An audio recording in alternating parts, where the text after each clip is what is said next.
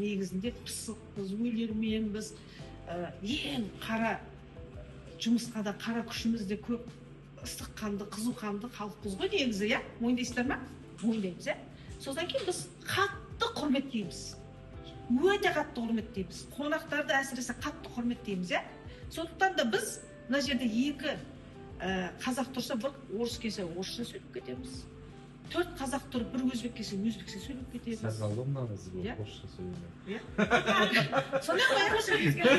Сондай ма, иә? Айтыңыздаршы. Сондаймыз, иә? Ал енді қазір сіздерге қазақ тілін үйретуге әйгерім қыз келіп жүр, иә? Бірінші келген кезде сіздер ойлаған шығарсыздар, иә? Мен қазақпын.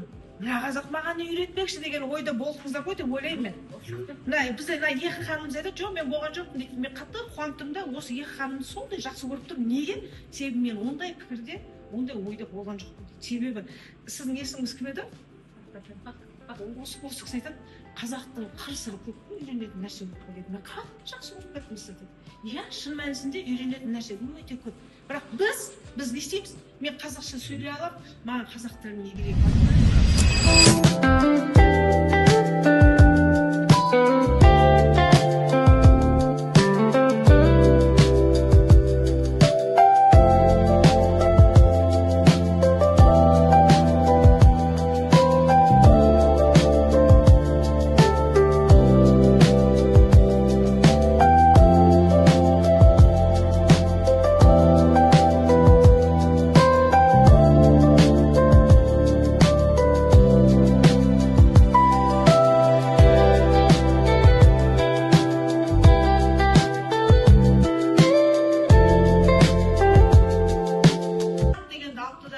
Бөлек жазып тұр. Ол да қате. Бірге жазады. Хат деген сөздердің барлығы сенім хат, кемпір хат, алғыс хат бәрі бірге жазылады. Түсіндіре алдың ба?